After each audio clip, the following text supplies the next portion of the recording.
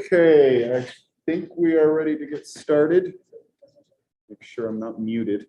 Sorry, that took me a second. As soon as I got on here and connected on Zoom, I realized that I was not connected. I don't even know what I did. I didn't connect the right way. And I also, just give me another second. I got to switch the camera stuff up for a moment. So as I'm getting all of this stuff situated real quickly, I want to briefly mention the packback stuff. As I said, I do have a meeting with some of those people later on this afternoon. So if you've got any questions or comments that you would like me to ask, I can do that. But I feel like things are going very well. There was a lot of participation. I feel like there were 88.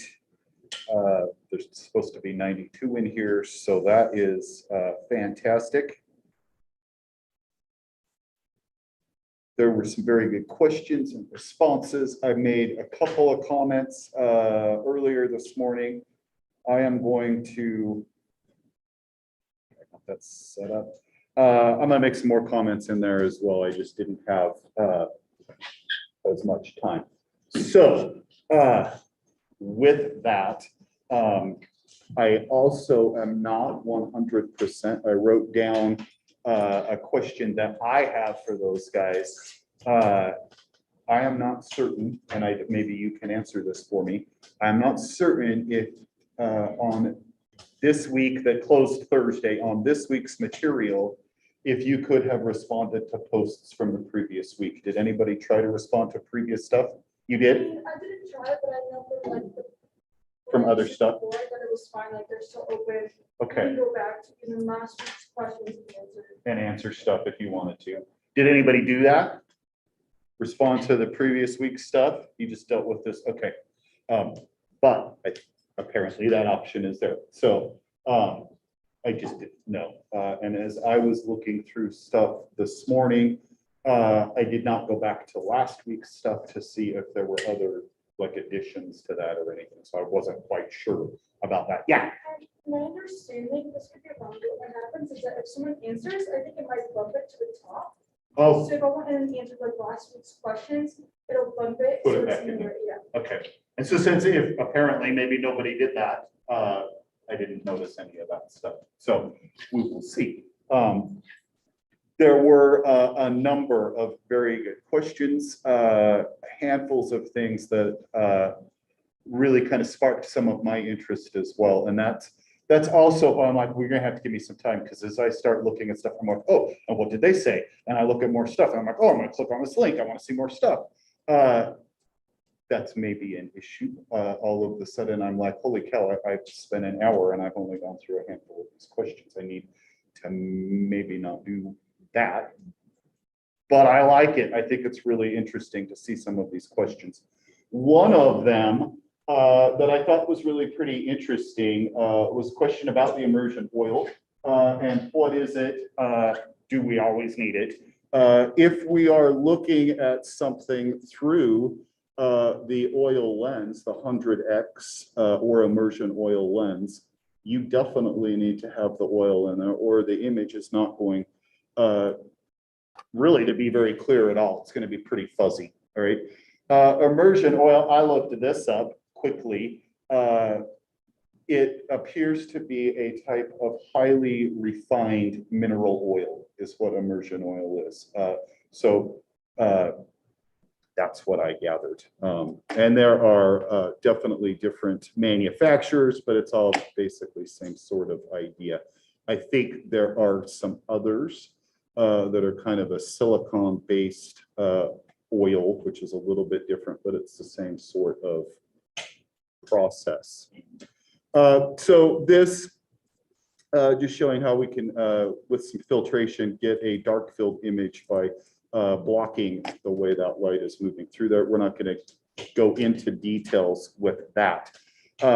So here we could see with the dark field, so not staining the background, but blocking the way the light's going through there, the unstained samples appear to have, light shining through them. So they're bright against that dark background. This next handful of slides really is, you don't need to get bogged down with the details of what's happening with this, all right? I'm not going to expect that you know and are able to back it up here, differentiate between the different types as we move through and think about what's happening. But you can see different lenses as we are moving through, focusing in on the specific specimen, whatever it might be. And there's also, as we're moving through the microscope, oftentimes some mirrors that help to bring it into the oculars as well. So I want to skip over that because I don't want to get bogged down with all of the details of that. I prefer to look at these things, to look at the different types of microscopes with some actual examples.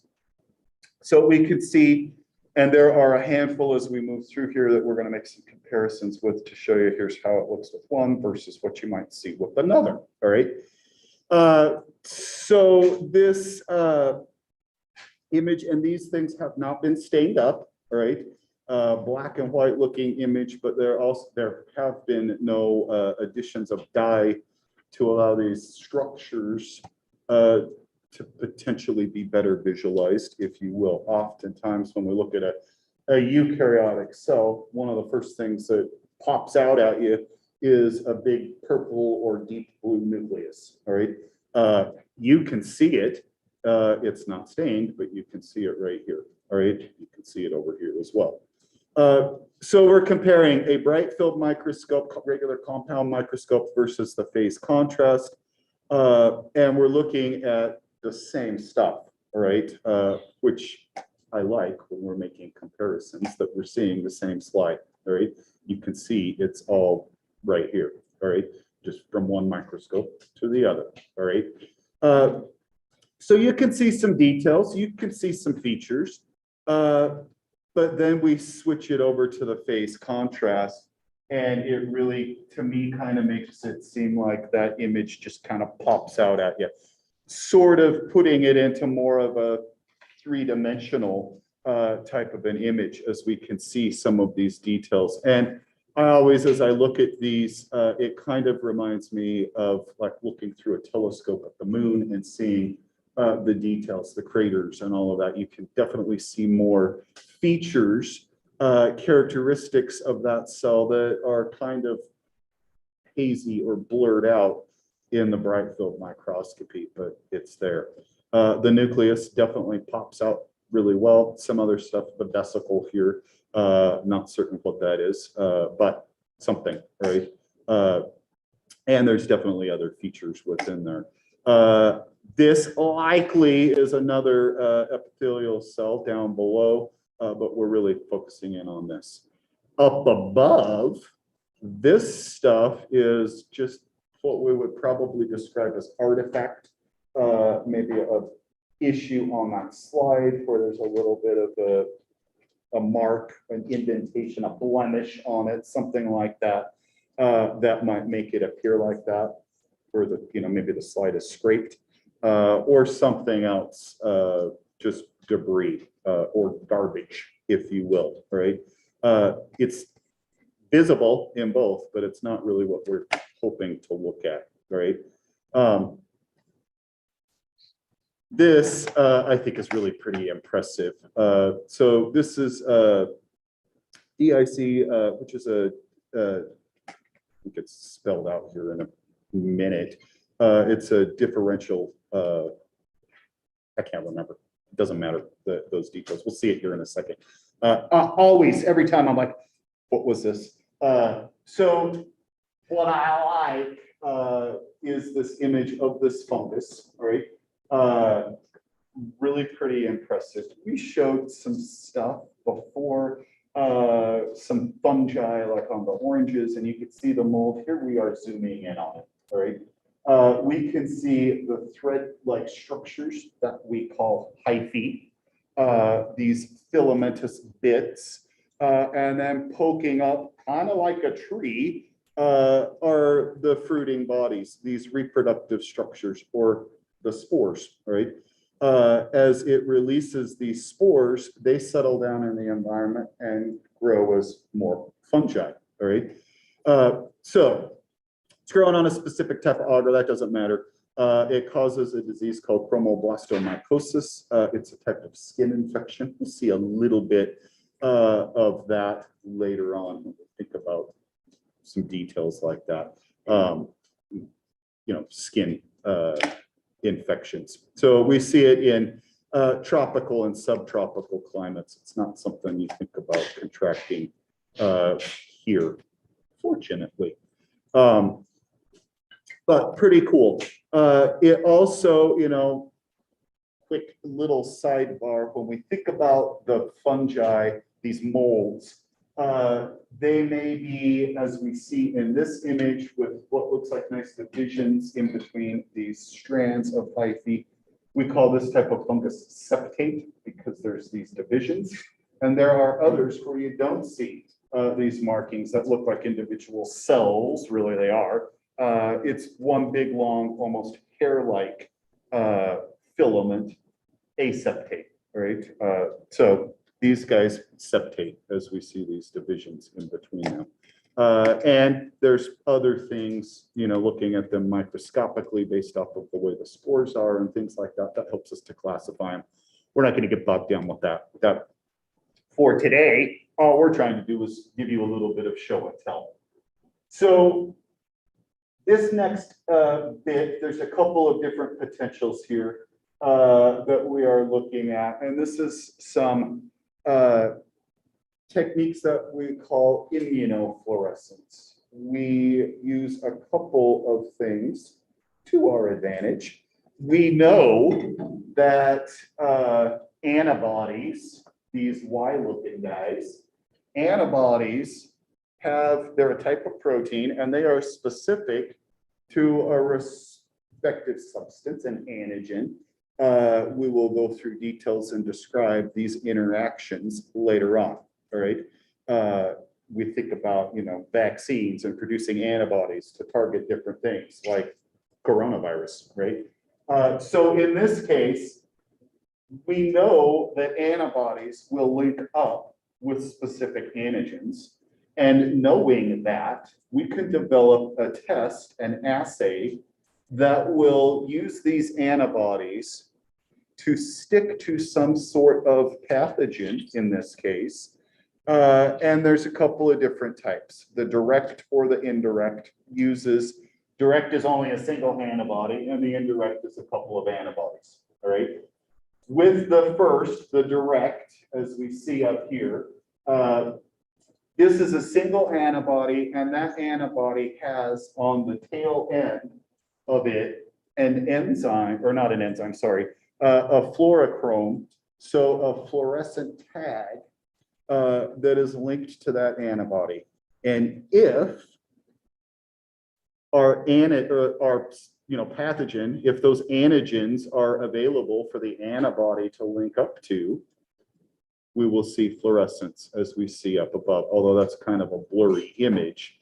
Gonorrhea, Neisseria gonorrhoeae are cocci, so they're circular shaped. You can kind of make that out, and they oftentimes exist as two together, diplococci, all right? So it's very difficult to see that with the blurriness here in this image, but that's what this is showing, all right? And so there's a couple of things that this is allowing us to do, all right? We could stain these bacteria up and we could see them, and we could see, if we did a gram stain, that the Neisseria is a gram-negative coccus, all right? And we would know that, all right? But by doing the immunofluorescence, now we know that this antibody is specific for Neisseria gonorrhoeae, and if it does link up and it glows green in the under fluorescence, Now we know that from that gram stain, this gram-negative coccus is actually Neisseria gonorrhoeae. You can't tell it just from a gram stain, but you can once you have the antibody stuck to it, all right? So that gives you basically a quick identification, all right, using this antibody to basically tell you what's up, all right, in that specimen. It glows, basically glows in the dark, all right? Really pretty impressive. And here, this is, it's showing an antigen. It looks like a spirochete. The antigen is some sort of shape, right? As I said, the bacterium up there is a spherical bacterium, a coccus, right? This next one, the indirect, it basically takes two steps, right? An antibody against the specific antigen, and then another antibody that will detect the first antibody, all right? Which seems kind of like, why so much, all right? In these instances, these things, typically we think of different organisms that generate these antibodies that allow us this opportunity to detect. And there are definitely some potentials where maybe it's not as easy to use the one antibody in the direct technique. So we employ a different immunoglobulin, right? Antibody, right? So in this case, this primary antibody could be human antibody, all right? Something that maybe we have generated, we collect that stuff, and if that antibody links up to the schistosome, this little parasite, if it links up to it, then we add another antibody that recognizes not the parasite, but human, all right? Human antibody, and it links, all right? That's the indirect. We're not directly detecting schistosomiasis. We're detecting a human antibody that linked up to it, and that's what's glowing, right? Kind of seems a little bit backward, but you can't, it just depends on the ease of access to specific antibodies and the ability to add these tags, right? And some things, it's a little easier to do it in an indirect fashion than something like this, all right? Just depends, right? And what we're trying, how we're trying to detect that, all right? So there are all sorts of possibilities with this, all right? Direct or indirect, and they give you, based off of these antibodies, they give you a pretty quick identification, right? And I think that's pretty impressive. There are other types of, again, fluorescence microscopy where it's just dyes that stain specific substances, and then they will show up. We're not using antibody for that, right? The immunofluorescence uses the dye and the antibody to give you a confirmation, if you will. So here, this image is showing us confocal microscopy, which is really pretty different. We're moving kind of away from like regular types of microscopes. Even fluorescent microscopes look pretty much like a regular microscope, right? Confocal microscopy really looks nothing like that, right? It's utilizes techniques like lasers to focus, not light, but the laser. And it is what gives us these images. There are computers that are all linked up to it. It's not like looking through some oculars to visualize this stuff, right? We could see all sorts of things and potentially see things in real time, moving possibly with the confocal microscopy. So here we're looking at some cyanobacteria in a biofilm, so a big mass or collection of these cells together. And we can see some details with the cells themselves. And then all of this glycan is like a sugary cement, basically, that they lay down as a foundation for everybody to kind of stick and glom onto and start growing and making a colony or a community as they are all kind of living together. I like to tell the story about my experience with a confocal microscope. It was many, many years ago. We took a field trip to a national lab in Montana. The government has a couple of big research labs, the CDC, which we all probably have heard of and know a little bit about, and NIH, the National Institute of Health. You probably have heard about that as well, right? These are the two big labs, and types of research they do is in some instances similar. There are some overlaps, and then they also do kind of some different things. Depends, right, on the circumstances. So with this lab being really pretty close, we took a field trip to see basically what sorts of things are happening at this facility. And there were all sorts of researchers studying all sorts of different types of pathogens. And we got an opportunity to visualize lots of their research. Really pretty cool, all right? One lab we went into, as we walked in, it didn't look anything like the other labs. It was pretty bare bones, just kind of a monitor and then some weird stuff around the edge of the room. And it was all pretty much just open. It was the confocal microscopy suite, all right? And as we walked in, this guy kind of reminded me like mad scientist, like with his lab coat, holding two syringes. And I was like, what in the hell is gonna happen here? This looks awesome, right? As we walk into the room, holding his syringes, he asks us if we had ever seen a macrophage eat some bacteria. Not in real life, right? And not in real time, right? So in one syringe was some macrophage, and the other was some Staph aureus, Staphylococcus aureus. They look like little, kind of like a big bunch of grapes, right? A bunch of little spheres. And the macrophage looks all sorts of crazy, kind of amoeboid-like, right? A big, weird cell, huge compared to the bacteria, right?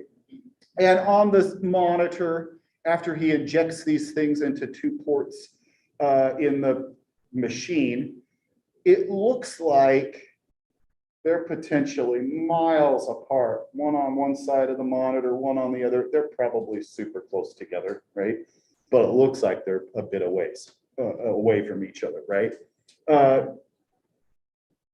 Very quickly, the Staph aureus doesn't do anything. It just hangs out. It doesn't move. It doesn't have flagella. It's just right there, right? But the macrophage, it moves. It knows, and that cell basically can sense. It can smell the bacteria. There's a chemotactic response, specific molecules maybe that the bacteria have that the macrophage can pick up, all right? It's almost like it's a bloodhound, right? And it knows there's a bad guy over there. And almost the instance that you see that macrophage show up on the screen, all of a sudden it's pushing out its pseudopod, like an amoeba, pushing out its cytoplasm and pulling itself through, again, what looks like a huge distance, and all of a sudden it surrounds the staph, pulls it in, and it's just gone. It's just phagocytized it. It ate it. It killed it. Awesome, right? Really pretty cool stuff to see that happening. And I'm sure there's probably, as I, spout off all of this stuff, there's probably a video that shows that I will see if I can scrounge something like that up and get it posted. Pretty impressive, all right? This image is an image of a transmission electron microscope, or a TEM. It's not an image from the basement of the biology building, but it could be. We have one of these downstairs. It is really pretty impressive, all right? And I have a picture of the one that's downstairs. I'll try to dig that up and post it as well. This is nice and orange. I feel like it's because we're Bengals, but I think that's probably not the case, right? But it should be, right? So the transmission electron microscope gives us an opportunity to look at things considerably magnified to levels that you're never going to get with a regular compound microscope. It gives us opportunities to see things like viruses or specific organelles. You could get details about mitochondria if that's what you really wanted to look at, right? We have in the C phages course that we have started teaching this last fall, had the opportunity to isolate some virus to characterize it. One of the steps we have to do is visualize it with the electron microscope. And so we've got some images of these guys with the TEM that gives us some ideas of their shape. And it's pretty impressive, right? And I will tell you, it was my really my first experience was last semester, getting the opportunity to look at that. It's been there for years. I have seen it, but I've never used it, right?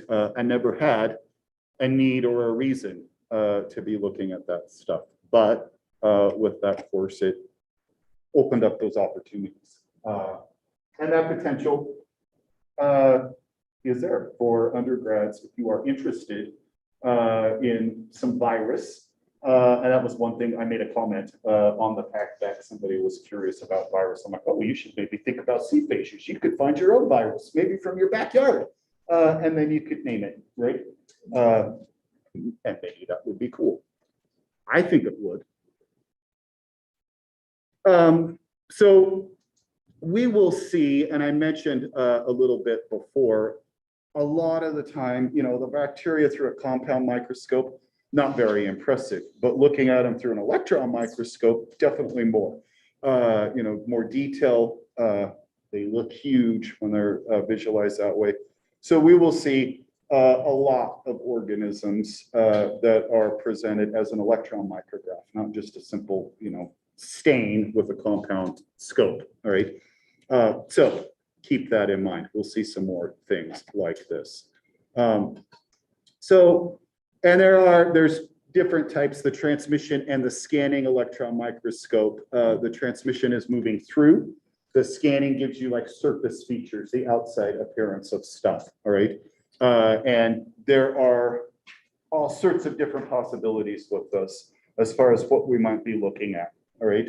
The specimen, whatever it is, whether we're talking transmission or scanning, needs to be prepared. It needs to have some sort of stain applied to it, all right? And in the case with the transmission electron microscope, it's a type of either heavy metal or radioactive material. We use some of both, some tungsten as a stain. I can't remember, tungsten acetate or something like that. And the other was uranyl acetate, uranium. And that required some special stuff. We don't just mess around with that in the biology building. We had to take a field trip to chemistry, to a special room with people in special suits that did all of this stuff for us. We just stood back and watched. And I'm like, I want nothing to do with that, right? You can keep your uranium to yourself, is what I thought. But whatever, all right? All of this stuff with the transmission electron microscope, the specimen is just very small little teeny screen that has the specimen, the virus is on there and the stain. And as we focus these electrons through the specimen, because it's going to transmit through it, it comes down to the detector where we are able to get the image. And then it pops up on the computer monitor and you can zoom around and zoom in, focusing in on it, and do other things with it, like make measurements and so on, right? So it's just trying to show you, compare the light versus the transmission, just to see what it's doing. And in this case, it's you know, electromagnets focusing electrons that move through there. And there's a big filament, like in a light bulb, that gets supercharged, highly energized, and it's focusing that energy through there. So this, the transmission, and then the other is the scanning. These instances, samples can be larger there are all sorts of images that are available online. Florida State years back had some awesome stuff. I'm sure they have better things now.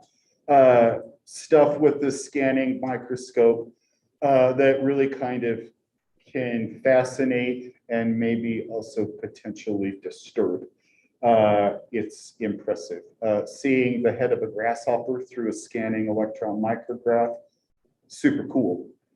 Seeing dust and dust mites that could be, you know, collecting in your house and blowing those suckers up to see what the heck that really looks like might be a bit terrifying, right? As you're like, holy cow. Maybe I've got some of those right on my body, right? There's all sorts of potentials with things like you're like, oh man, I don't want to see that, right? It's kind of impressive, right?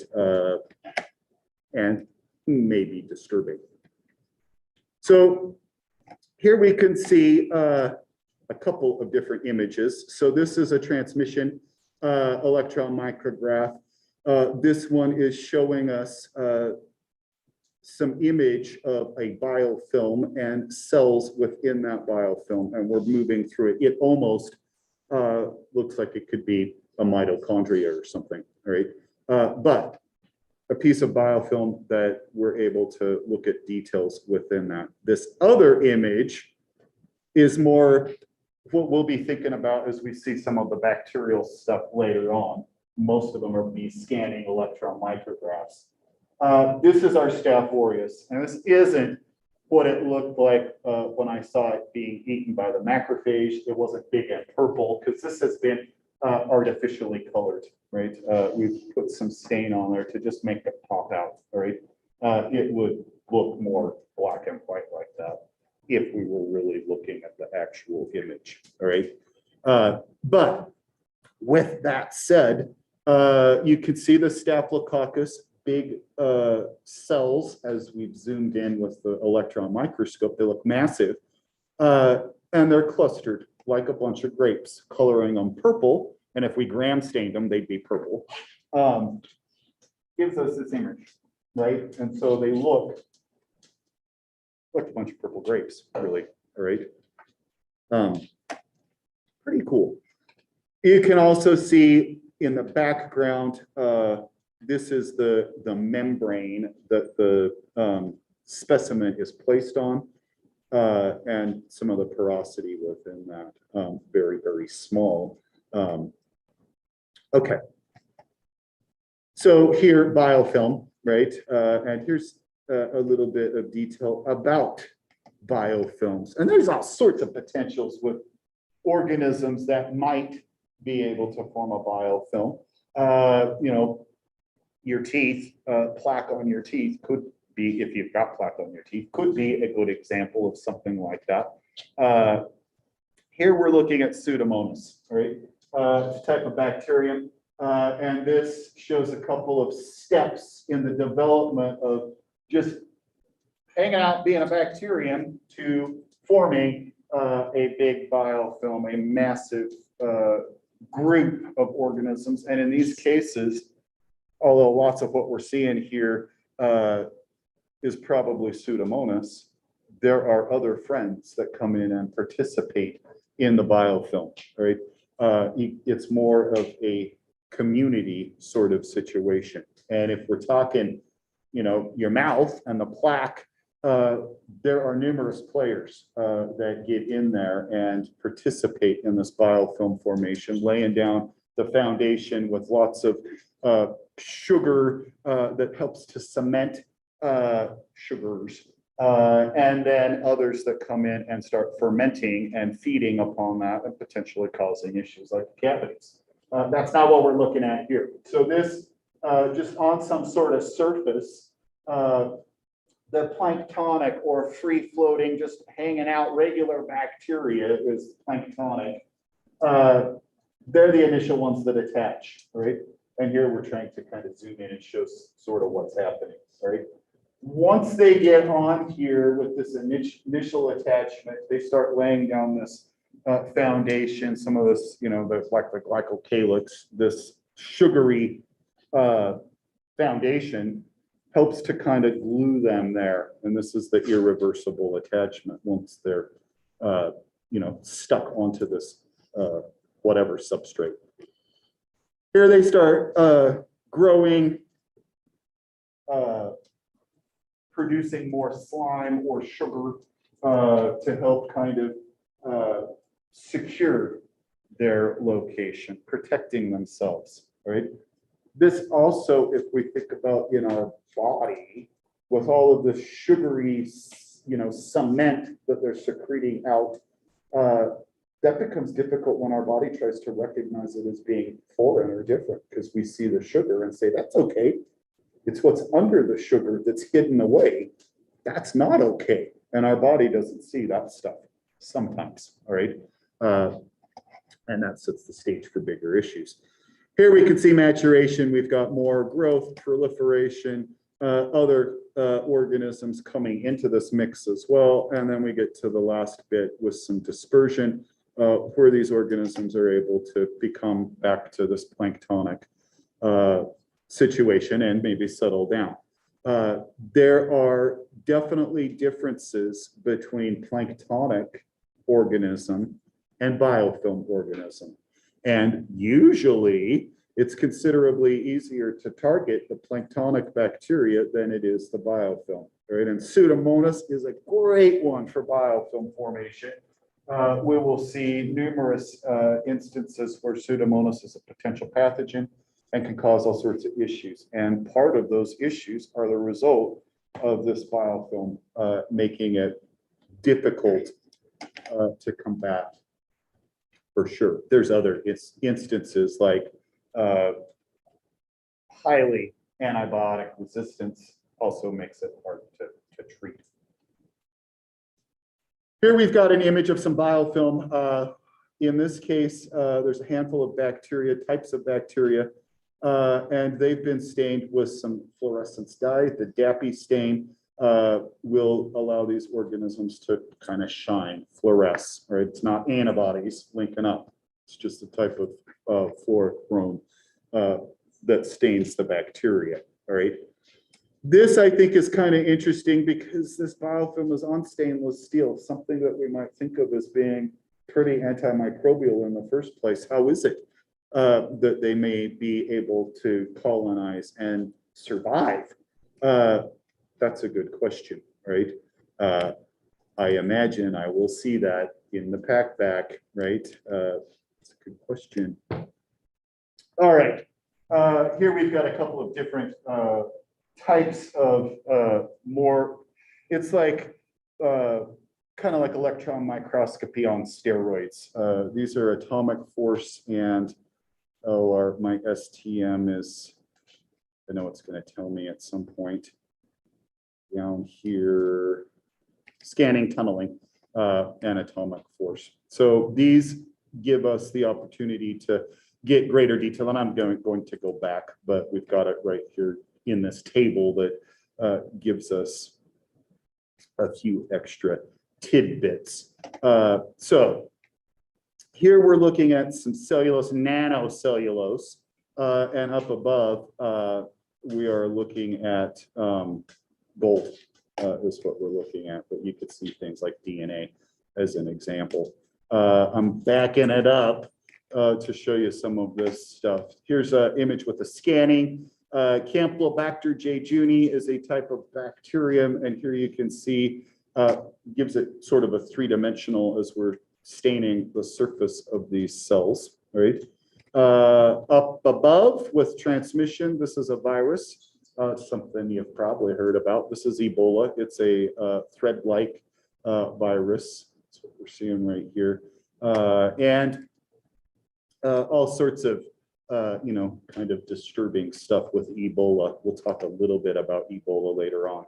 Some of that stuff, I'm sure you have heard all sorts of instances and examples of, people with Ebola and they bleed from every orifice of their body, all sorts of nastiness like that.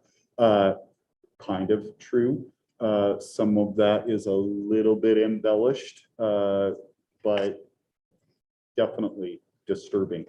And, I imagine if that were what we were thinking of right now in our pandemic versus coronavirus, it would be very, very different, right? So fortunately, that's not the case. So here, lastly, the two photon confocal fluorescence, the differential phase contrast, dark and bright field. These are all different examples of our techniques that we might utilize. And as I said, the top one, the bright field, is what we will be focusing on in this class. And, you know, I feel like it's kind of unfortunate. We spout off all of these things and talk about stuff, but really you're only going to use the microscopes a couple of times.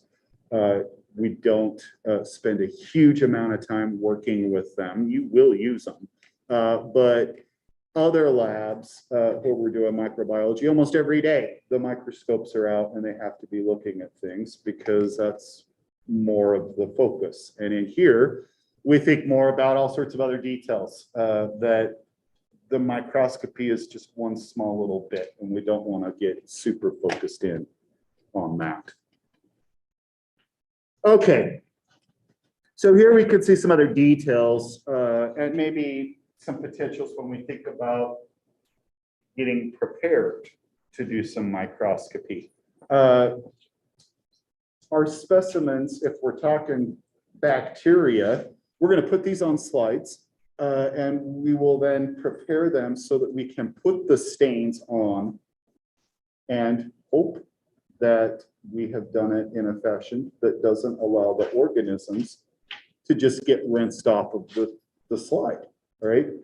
So we will show you, we'll tell you about this, all right? When you get your specimen ready, you will have a couple of different opportunities. It may be coming out of a test tube that's a broth suspension of bacteria. Maybe it's coming off of a petri dish where you've got a solid glob of bacteria. Either way, we can stain them and visualize them, but how we prepare them will be slightly different, all right? So we're not going through all of those details in these images, but I want to give you just the littlest bit of it right now as we're talking about fixing these slides, right? The first thing you do is make a smear, right? Whether it be from that broth or the solid culture media, you make a smear. So you get some of that bacteria and you rub it onto the slide, right? If it's from a broth culture, 3 or 4 loopfuls of bacteria onto the slide and spread them around. It gets a little bit cloudy as it starts to dry, probably in good shape, all right? Off the petri dish, off the solid media, it's just a little bit of organism. You can see a touch of it on that inoculating loop. You do not need a humongous glob on the inoculating loop, or you're going to have way too much. A little bit of bacteria. That bit of bacteria gets added to a drop that was put on your loop, not dropped out of the squirt bottle, a drop of water on the loop, touched to the slide, and the bacteria put into that, and you spread it around. Now, both of these slides really are like a broth, right? Where we've taken it out and spread it onto this slide, right? That has to set out for a little bit of time, a couple of minutes, depends on really how wet the slide was to begin with, but it's got to air dry. It's got to have the time for the water to evaporate, and it kind of helps it to stick to the slide. Right?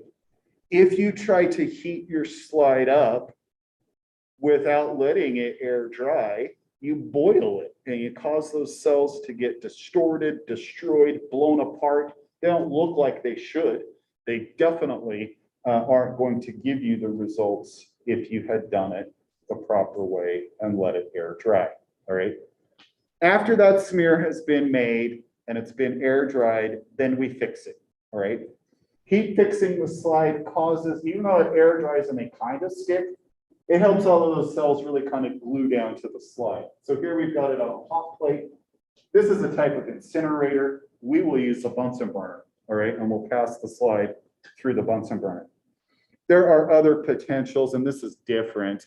This is fixing tissue samples, and we might use that and slice it and look at it through a microscope or something else. But we could use other fixative like methanol and dip a slide in that, and that will be similar as heating it in the Bunsen burner. It causes those cells to kind of glue in there.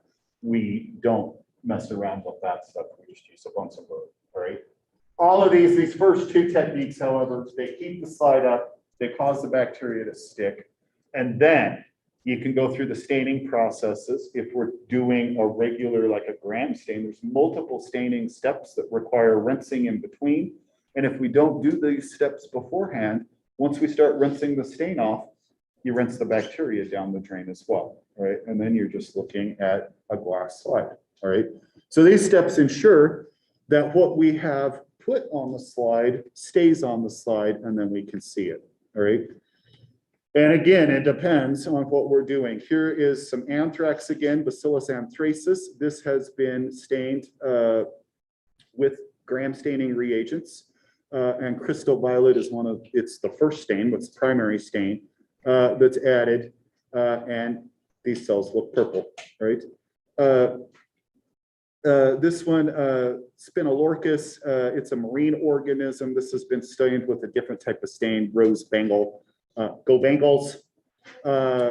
These are basic positive stains. This is a positive acidic stain, basic or acidic, right? And the way that, the way they stain these cells is a little bit different. Over here, this is another bacillus, like anthrax, right? A cousin, if you will. This is Bacillus megaterium. And here we've done a negative stain. So the slide, the background has been stained and the bacteria have not, all right? It's almost, it looks very similar to the dark field microscopy, all right? Negative staining and dark field they're not the same, but they give us kind of a similar sort of appearance, right? This, I want to just spout out for just 1 second. As we look at the anthrax over here, Bacillus anthracis, and we look at megaterium over here, they're both bacillus. They are different, right? And megaterium, these cells are considerably larger. They are huge cells compared to a lot of the other bacillus that we think about, right? And some we're going to see in the lab, little guys, right? So we will see more of these, right? All right, I will stop with that. Have a great weekend, guys. We will pick up with the tail end of this stuff. I think we've got through most of it. We'll pick up with the rest of this Monday.